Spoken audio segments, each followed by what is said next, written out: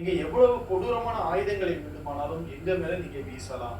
ஆனால் எங்களுடைய ஒற்றுமை, மனிதாபிமானம், எங்களுடைய தேசத்தின் மேல நாங்க கொண்ட பற்று, இது எதையுமே உங்களுடைய ஆயுதத்தால வீழ்த்த முடியாது அப்படிங்கிற ஒரு ஸ்ட்ராங்கான மெசேஜை ஈரானிய மக்கள் நேற்று சொன்னாங்க.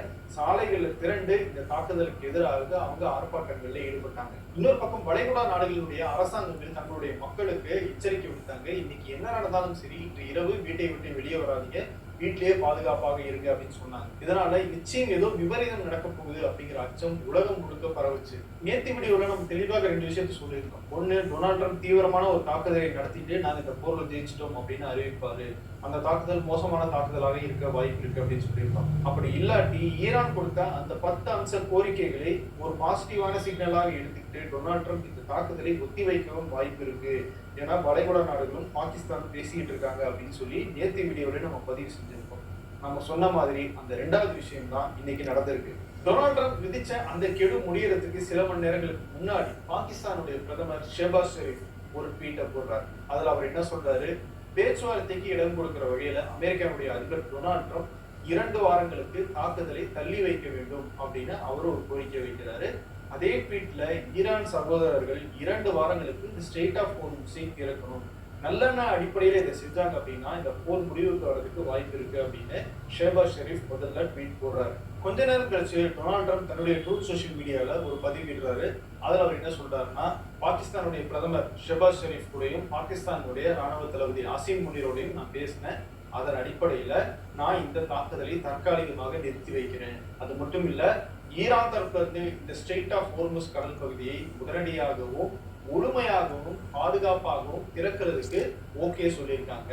அந்த அடிப்படையில தான் நான் இந்த தாக்குதலை தற்காலிகமாக 2 வாரத்துக்கு ஒத்தி வைக்கிறேன் அப்படின்னு டொனால்ட் ட்ரம்ப் அறிவிக்கிறார். இந்த தாக்குதல் நிறுத்தம் அப்படிங்கிறது 2 தரப்பிலையும் ஏற்றுக்கொள்ளப்பட்டது. அதாவது அமெரிக்காவும் ஈரானும் தாக்குதல் நிறுத்தத்துக்கு ஒத்துக்கிட்டாங்க அப்படின்னு டொனால்ட் ட்ரம்ப் சொல்றாரு. அது மட்டும் இல்ல, இந்த மிலிட்டரி ஆபரேஷன்ல அமெரிக்காவுடைய இலக்குகளை நாம அதிகமாகவே அடைஞ்சிட்டோம். கூடவே ஈரானோட நீண்ட கால அமைதி ஒப்பந்தம் போடுறதுக்கான வேலைகளில் ஈடுபட்டு அதையும் கிட்டத்தட்ட நெருங்கிட்டோம். அதனாலதான் நான் இந்த தாக்குதல் நிறுத்த ஒப்பந்தத்துக்கு ஓகே சொன்னேன்னு சொல்றாரு டொனால்ட் ட்ரம்ப். அவர் போட்ட அந்த பதிவுல இருக்கிற முக்கியமான பகுதி நான் இப்ப சொல்ல போறதுதான்.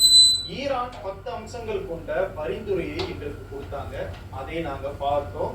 அதை அடிப்படையாக கொண்டு பேச்சுவார்த்தை நடத்த முடியும் என்று எங்களுக்கு நம்பிக்கை வந்திருக்கிறது அப்படின்னு டொனால்ட் ட்ரம்ப் சொல்லியிருக்காரு. இதுக்கு என்ன அர்த்தம்? ஈரான் கொடுத்த டிமாண்டை ஏற்றுக்கொண்டுதான் டொனால்ட் ட்ரம்ப் இந்த தாக்குதல் நிறுத்தத்துக்கு ஓகே சொல்லியிருக்காரு அப்படிங்கிறது தெளிவாகுது. ட்ரம்ப் இந்த பதவி போட்ட கொஞ்ச நேரம் கழிச்சு ஈரானுடைய வெளியுறவுத்துறை அமைச்சர் அப்பாஸ் அரக்சி அவர் அதிகாரப்பூர்வமாக ஒரு அறிக்கையை வெளியிடுறாரு. அதுல அவர் முதல்ல பாகிஸ்தானுடைய பிரதமர் ஷெஹபாஸ் ஷெரீஃபுக்கும் பாகிஸ்தானுடைய ராணுவ தளபதி அசீம் முனீருக்கும் நன்றி சொல்றாரு.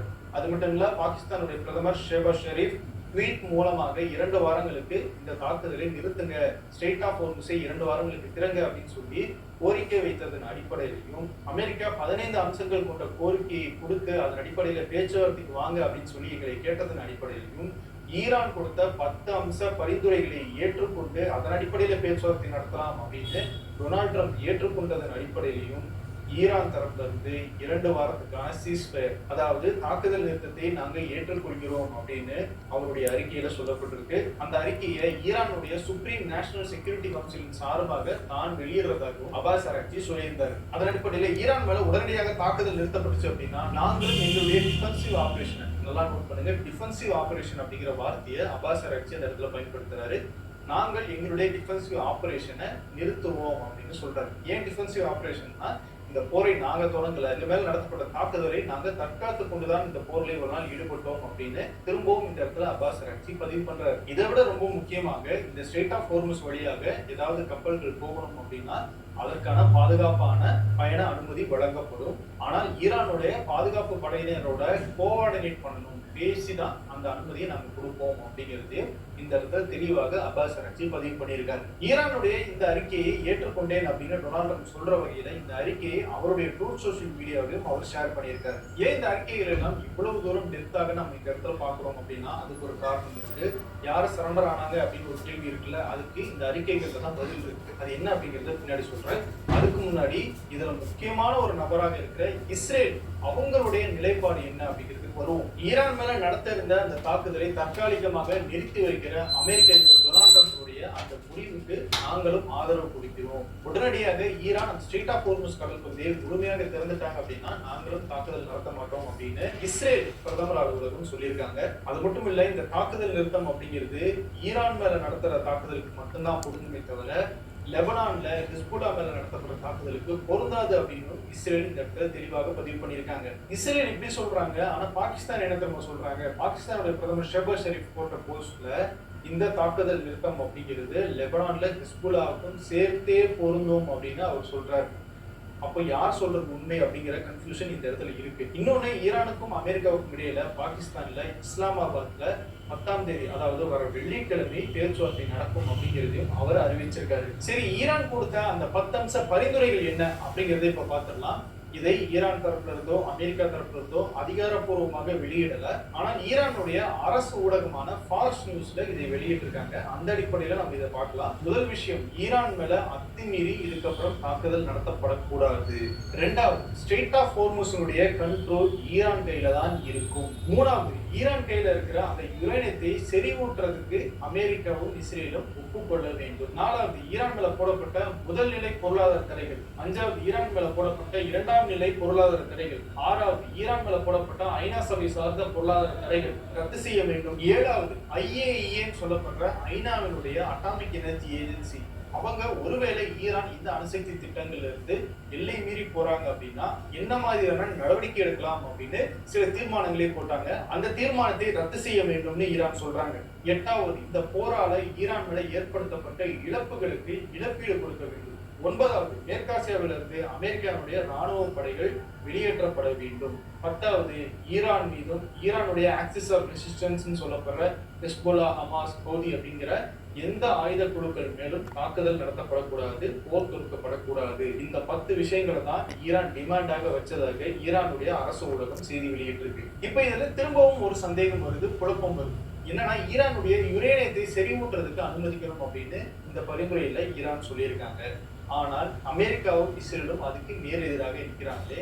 எப்படி இந்த பரிந்துரையை ஏற்றுக்கிட்டு டொனால்ட் ட்ரம்ப் இந்த தாக்குதல் நிறுத்தத்துக்கு ஒத்துக்கிட்டாரு அப்படிங்கிறது தான். ஆனா டொனால்ட் ட்ரம்ப் AFP அப்படிங்கிற சர்வதேச ஊடகத்துக்கு பேட்டி கொடுத்ததுல என்ன சொல்றாருன்னா, நிச்சயமாக ஈரானுடைய அந்த அணுசக்தி திட்டத்தை நாங்க முழுமையாக கையாளுவோம், அது இருக்கிறதுனாலதான் நான் இந்த தாக்குதல் நிறுத்தத்துக்கு ஓகே சொன்னேன் அப்படின்னு டொனால்ட் ட்ரம்ப் வேற வெர்ஷன்ல சொல்றாரு. சோ ஏற்கனவே லெபனான் மேல தாக்குதல் நடத்தப்படுமா அப்படிங்கிறதுல முதல் கன்ஃபியூஷன்.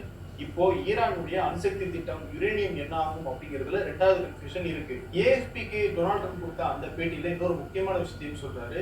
ஈரானை பேச்சுவார்த்தைக்கு சம்மதிக்க வைக்கிறதுல சைனாவும் ஒரு பங்காற்றி இருக்கு அப்படிங்கிறத டொனால்ட் ட்ரம்ப் உறுதிப்படுத்துறாரு. இன்னொரு பக்கம், நேத்து ஐநாவினுடைய செக்யூரிட்டி கவுன்சில்ல பக்ரைன் தரப்புல ஒரு தீர்மானம் கொண்டு வரப்பட்டுச்சு. உடனடியாக அந்த ஸ்ட்ரெய்ட் ஆஃப் ஹோர்முஸை திறக்க வேண்டும் அப்படின்னு அந்த தீர்மானம் அந்த இடத்துல தாக்கல் பண்ணப்படுது. அந்த தீர்மானம் சைனா, ரஷ்யா இந்த 2 நாடுகளுடைய வீட்டோ பவர்னால தோற்கடிக்கப்படுது. வீட்டோ அப்படின்னா எத்தனை பேர் அந்த தீர்மானத்துக்கு ஆதரவு கொடுத்தாலும் எங்க கிட்ட இருக்கிற இந்த அதிகாரத்தை வைத்து அந்த தீர்மானத்தை தோற்கடிக்க முடியும், அதை வீழ்த்த முடியும் அப்படிங்கிறது தான் இந்த வீட்டோ அதிகாரத்தினுடைய முக்கியமான பயன். சோ அதை நேற்று சைனாவும் ரஷ்யாவும் பயன்படுத்தி ஈரானுக்கு ஆதரவாக நாங்க இருக்கோம் அப்படிங்கிறத உலக அரங்குல தெரிவிச்சிருக்காங்க. சரி, இப்ப யார் சரண்டர் ஆனாங்க அப்படிங்கிற அந்த ஏரியா போது டொனால்ட் ட்ரம்ப் என்ன சொல்றாரு? இந்த போர்ல அமெரிக்கா வைத்திருந்த எல்லா இலக்குகளையும் நாங்க அடைஞ்சிட்டோம் அப்படின்னு சொல்றாரு. என்ன இலக்குகள்னு கொஞ்சம் லிஸ்ட் பண்ணி பார்ப்போமா?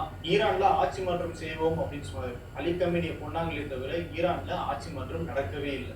ஈரானுடைய ஏவுகணை திட்டங்களை, ஏவுகணை உற்பத்தி மையங்களை முற்றிலுமாக அழிப்போம்னு சொன்னார். கடைசி வரைக்கும் ஈரான் ஏவுகணைகளை ஏவிக்கிட்டே தான் இருந்தாங்க. அதையும் முற்றிலுமாக அழிக்க முடியல. ஈரானுடைய அணுசக்தி திட்டத்தை, ஈரானுடைய யுரேனியத்தை நாங்க கைப்பற்றுவோம் அப்படின்னு சொன்னாங்க. அதையும் அவங்க செய்யல. ஸ்ட்ரெய்ட் ஆஃப் ஹோர்முஸை நாங்க திறக்க வைப்போம் அப்படின்னு சொன்னாங்க.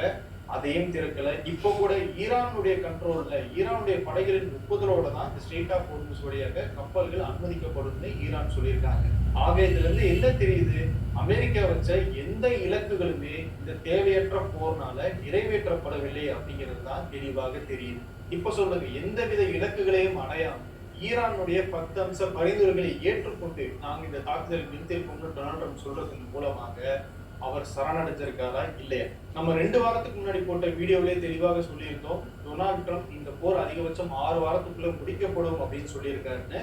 அப்பவே சொன்னோம், இந்த போர் முடிவை நோக்கி போகுது, ஒரு சிக்னல் கிடைக்குது அப்படின்னு. அதுல நம்ம என்ன சொல்லியிருந்தோம்? இந்த போரை எப்படி முடிக்கிறது அப்படிங்கிறது டொனால்ட் ட்ரம்ப்புக்கு தெரியல. அதுல இருந்து எஸ்கேப் ஆகுறதுக்கு ஒரு வழி தேடிக்கிட்டு இருக்காரு. அதுக்காக தீவிரமாக தாக்குதல் நடத்துவாரு. இந்த மாதிரியான பேச்சுவார்த்தைகள் நடத்தி பார்ப்பாரு.